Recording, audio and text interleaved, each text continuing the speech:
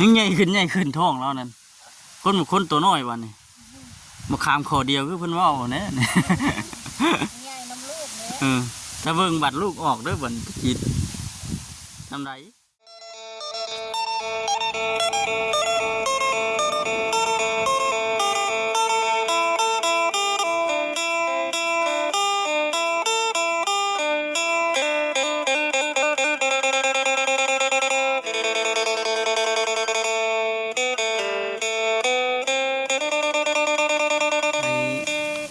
ให้ไก่ตีผัวแล้ว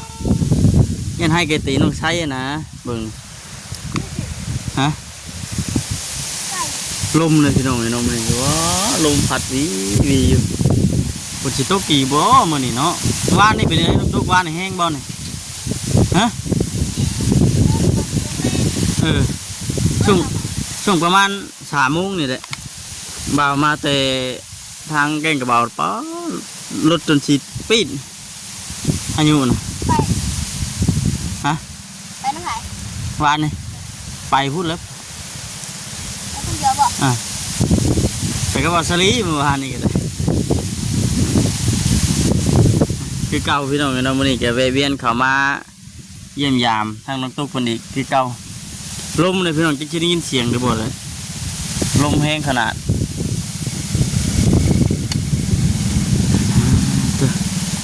มากับภรรยาแล้วนี่ดิมาอะไรกันสิเมื่อรอบบ่ายๆพี่น้องเมื่อสมสการเมทัลผู้ที่ว่าทำมาติดพื้นทายคลิปในช่องคนนั่นแหละพี่น้องเนาะมันจะได้ลงไปในสมสการเพิ่นก็ได้จากไปแล้วพี่น้องเอ้ยจากไปแบบบริหารกับพี่น้องเนาะคนอื่นกันท้ายสบายดีเด้อพี่น้องเด้อเนาะท้ายสบายดีซีกันบัดทุกคนพี่น้องพบพ่อพบเจอกันดีคือเก่าโอ้ยลมแท้น้องตุ๊กซักเครื่อง2 มื้อเลยยังบ่แล้วอยู่เนาะอันนี้นะโมเมนต์เครื่องวานนี่บ่เครื่องใหม่เครื่องตัวมือวานนี่นะมิดสมอยอีกมื้อนี้ก็ได้เนาะกลัวไปเปียกอีกเงาอีกแล้วมื้อนี้เนาะ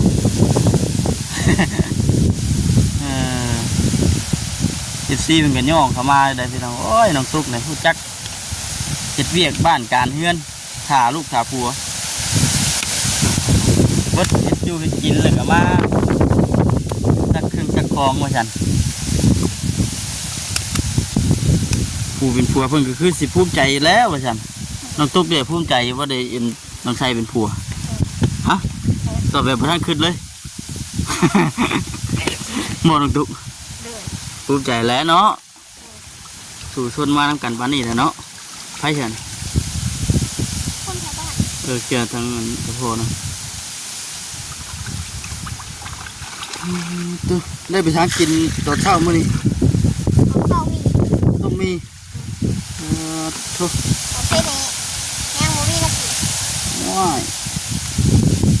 เมนูอย่างนี้กินมันต้มเผ็ดแกงหน่อไม้เด้เบิดระบบเบิดละท้องใหญ่ขึ้นแห้งว่าไปหาหน่อไม้แล้วป่ะนี่เนาะไปฮะมันมีอยู่บ่พอได้แกงอยู่เนาะน่ะหน่อไม้อันนี้มันแบบบกคักขึ้นหน่อไม้ไล่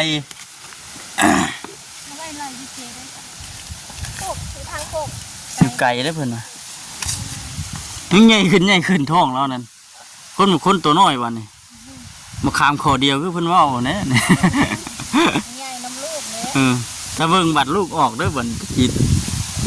ทำไร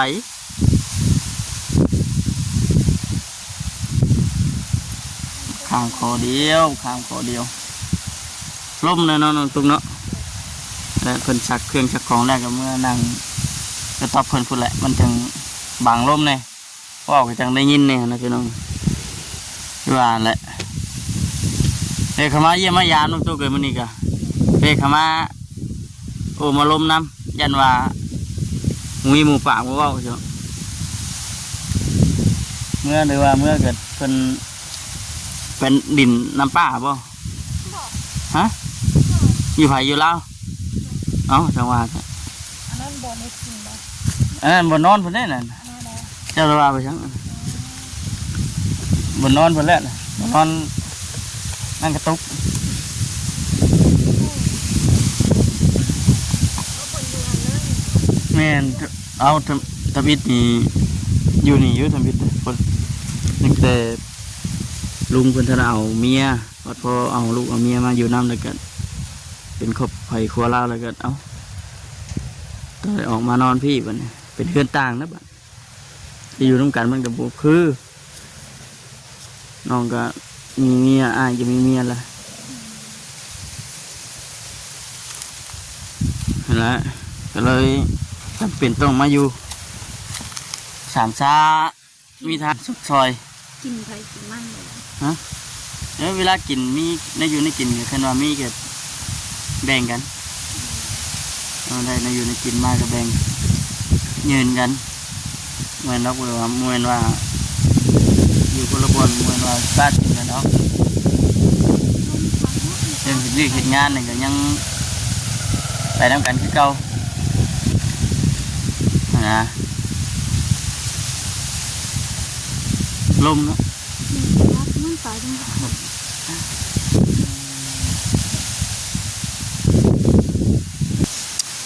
ถามมึงเนาะ ว่าน้ำซุป7 เดือนแล้ว7 เดือนแล้ว 6 เดือนเลย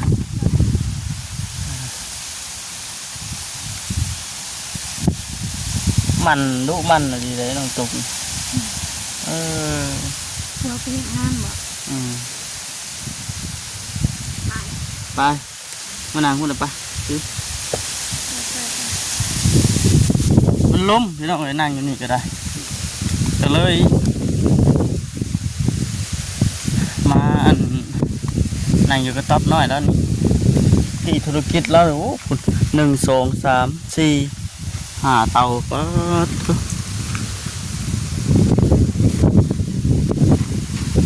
เอาน้องตุ๊กจานนี่เจ้าคือตุ๊กกันนี่เดี๋ยวตั้งตากไว้สิบ่ฮะบ่ เขาขาวคือ มันเป็นยัง อย่างตกลงมา เออมันล้มหรือมันตกสิบ่เออเอาตะกี้ที่นี่พยางขังแล้วนี่เอาออกว่าบ่นะ เอาออกไปมุ่งเพิ่นไปปลูกอ้อยยังฝนตกนะ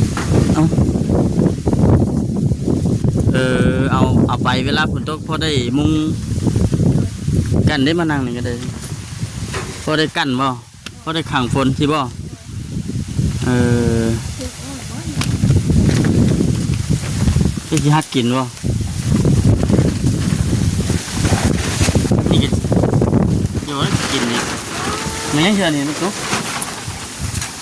บ่กินศพ บาทนี่ป่านี่จังรู้สึกว่า แต่เชิญ อยากชบเบิ่งรูปจนสิออกเลย ยัง ยังอีก3 เดือน เลย 3 เดือนเตรียมตัวเตรียมใจเป็นแม่คนเลย เลย อืมเดี๋ยวเขามาเยี่ยมมายามเบิ่งอยู่เด้อพี่น้องเนาะบ่ได้มีหยังดอกมื้อนี้นะมีแผนในเขามาหา จะบ่าวหลายคนสี่ หลาย ค คน นอยู่ 4 คน บ่าวบดบ่าวปุริพ่อแพทย์แล้วก็บ่าวบอย เลย มาเยี่ยมมายาม เลย น้องตุ๊กเหงาว่าซั่น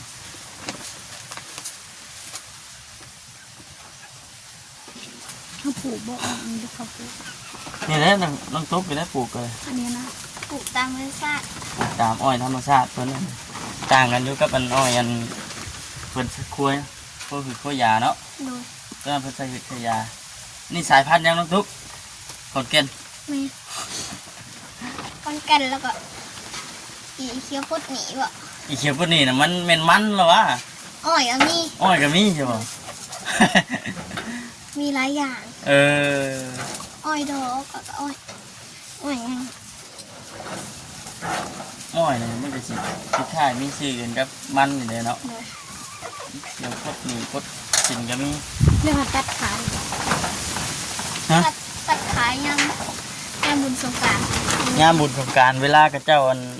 สิเฮ็ดดีบน้ำอ้อยขายเด้เห็น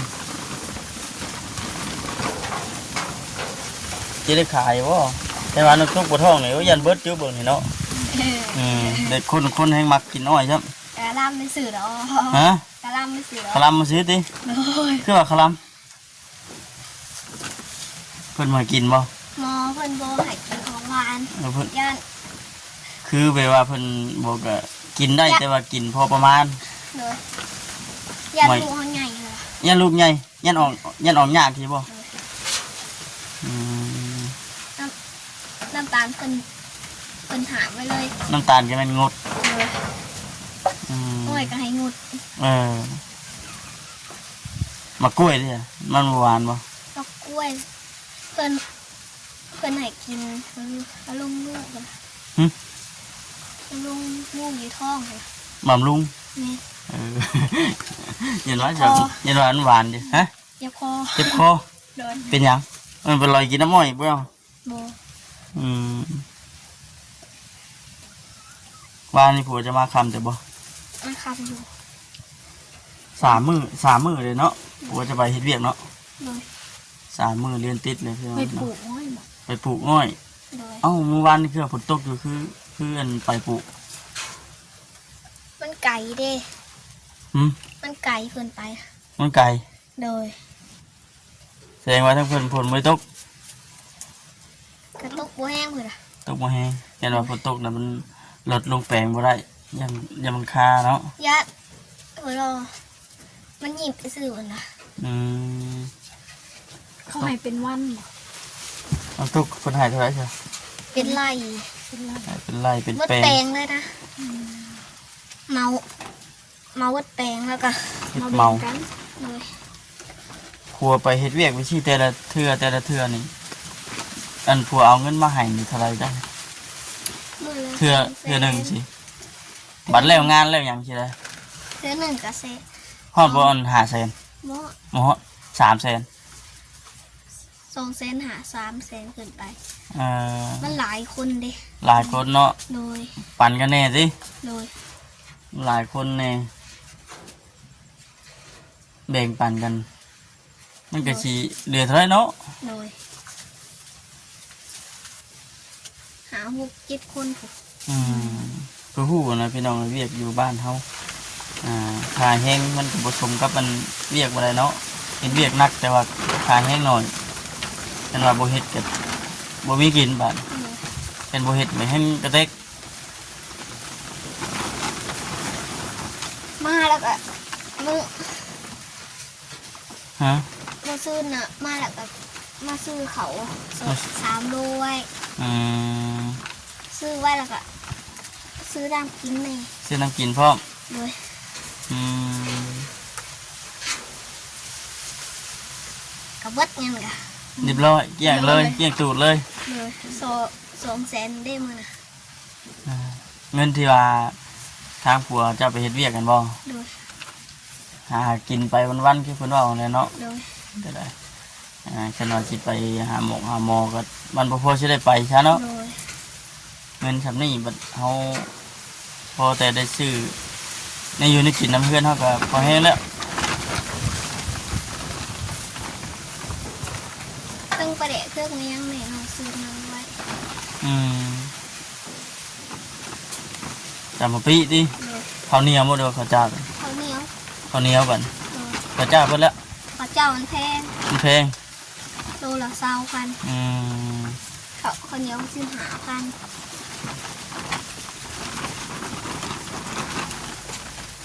ลมพัดโวยๆเด้อพี่น้องเนาะ โดย เดือน11หัวลมต้องเดือน12หัวลมตาวพุ่นว่าซั่นเตรียมโตน้องทุกอีก2 เดือน3 เดือนแม่นได้นอนย่างไฟอยู่บัดนี้ ปะทายอยู่ดอกเนาะยามหนาวเนาะเดือน2 เดือน3เนาะ เดือน1 เดือน1บ่ โดย 6 7 8 9อีก3 เดือน โดย นี่เดือน11แม่นอยู่เนาะถึงช่วงเดือน1ช่วงนั้นน้ำหมอกกำลังลง แล้วหมอกพอดี อืม ลงแห้ง นอนย่างกันแล้วบัดนี้ เลย บอกคำกันตรงนั้นก็โอ้ยสุ่มใส่เมียเกือบชุก ชุ่มพืชชุ่มไผ่ใจ ลำบากเลย ให้หน่อยไปซูมอีกแอนเนาะ อืม จะไปสิเบิ่งไปเรื่องน้อง จะ ตุ๊ก ไปจะ เนาะ เบิ่งไป เลย ย่าว่ามาเบิ่งมาบ่ เพิ่นก็ต้องมาอยู่แล้วเนาะอย่า เพิ่น เนาะ ต้องมาแม่น ตัวเพิ่นบ่มาก็บ่มีไผเด้อ มีไผเอื้อยก็เฮาบ่มาบัดนี้เอื้อยก็ เลย โทรมาอยู่บ่ บอก บ่ คือเพิ่นก็ลงปากซี เฮ็ดเวียกเฮ็ดงานแล้ว นี่งานอันนั้นก็เพิ่นก็มีครอบมีครัวเพิ่นแล้วบัด เลย เผื่อจะว่าต่อไปจะว่าเพิ่นสิเอาลูกอีไปจักเพิ่นก็ได้ โอ้โหเพิ่น โยน้องก็บ่อยู่นำเลยสิดอกแต่ก็ยังว่าคิดเห็นน้องเนาะยังน้อยเนาะ โดย เห็นว่าสิเอาบัดยังลำบากขึ้นแน่บัด โดย บัดนี้เพิ่นมีแต่ว่าอยู่นํกันตัวสองคนนั่นเหรอ บ่จิตคักเกี่ยวเขาอ่ะ แม่นว่าจะเป็นการเกี่ยวเขาเป็นบุกเกี่ยวเขายังบ่ทันได้ยัง บ่ได้ซะ อันนี้ก็ยังคือกันมื้ออื่นก็ว่าสิลุยต่ออีก อืม ว่าสิมาชวนน้องตุ๊กมาเกี่ยวเขาโอ้ยบ่ได้ดอกบัดนี้ ไป เนี่ยลูกคายหน้าเลยเก่าแต่เก่าเลยโอ้ยแลนเกี่ยวแล้วเกี่ยวเขานี่ โดย นี่เสียเมื่อยันลมคายหน้าเลยพี่น้องเอ้ยเนาะเริ่มแล้วใหญ่มากแล้วก็แตกคละฟ้าพายไปแล้ว โดย มันเป็นเรื่องของธรรมดาเนาะ โดย เป็นธรรมชาติคนเฮาใหญ่มากแล้วก็บ่คือเลยว่าที่อยู่นํกันแบบซุ่มแซวคือเตอกี้ โดย ไผๆก็คือกันเบิดเป็นว่าใหญ่มากเลยอีกกล้าขาแข็งเลยโอ้ก็แบบนี้รู้แล้ว จากที่เคยอยู่ร่วมกันสนุกสนานโอ้ย วันนี้ วันนี้โบมีแล้วบัด ไปเกือบๆที่ไม่ได้พ่อหน้ากันพูดแล้วกันว่า เอาลูกกับเมียไก่ไม่ค่อยมีโอกาสพ่อกัน ลูกบ่าวผู้ใดสาววันนี้ หืม ลูกบ่าว ทั้งไม่เท่าคนเอา เออ แม่น บ่หายบ่ บ่เลย กินนมหยัง เป็นกินนมมันเปรี้ยว เออ เป็นเริ่มจากยาเลยนะเริ่มจากยานมเลยอะเริ่มจากยาแล้ว3 ปีเลยทำบริมีลูกที่ไร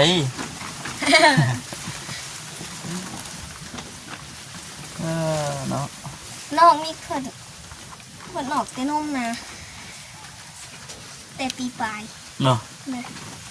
อืม โทรหาเพิ่นบ่โทรหาน้องบ่ได้โทร โดย เจ้าคือหูว่าลุงมาเอาเมื่ออยู่นั่น โทรแต่ช่วงแต่บอกว่าเอาออกพุ่น โอ้ตั้งแต่น้องแต่เป็นโทรมาหาเจ้า โดย ว่าให้เอาลูกออก โดย น้องแต่เลยบอกว่าน้องๆเพื่อนน่ะแม่นลุงมาเอาเมื่อไปอยู่นั่นแล้ว โดย อืม ตะกี้เห็นน้องๆเพิ่นน่ะไปนำสเต๊ะบ่ แม่นบ่ โดย กันน้องแต่แต่ลุงมาเอาไปอยู่น้ แล้วก็พ่อแหละ ำอืม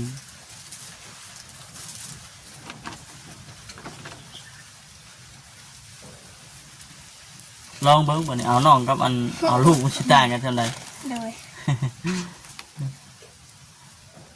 บ่อยากลองก็สิได้ลองแล้วบาดนี้น้องตุ๊กเอ้ย โดย เยี่ยมหับมืออย่างหนัก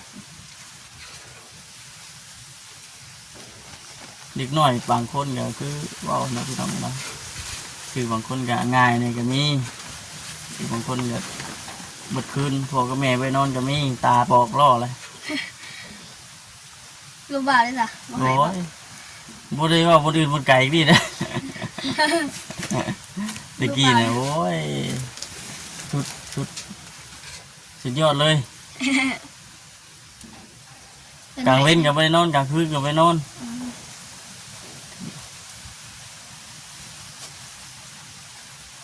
เจ้าเป็นน้องบ่จิต แม่น สำอายด้วยเนาะ โดย เขาก็เขาเลย มาว่านี่ลูกจนว่าตื่นเป็นสิเลนปุ๊บเป็นสิอุ้มท้องเลนนี่ว่าจังโอ้ คิดว่าโจร โห เนาะ ที่ว่าโจรพุ่นน่ะโอ้คนบักกะโลนึงตกใจ ตกใจคนโล ตกใจคนโล ตายเลยหาบเอาไปกับบ่ทุก เออเฮ็ดยังกินมานี่ตอนเที่ยงนะ ยัง หึยังบ่รู้ซ้ำเอาจังหวะแท้เอาบัดตอนเช้าได้ฉัน ตอนเช้าลวกนี่ ตอนเช้าน่ะลูกมี ห่อหนึ่ง ไผออกไปซื้อ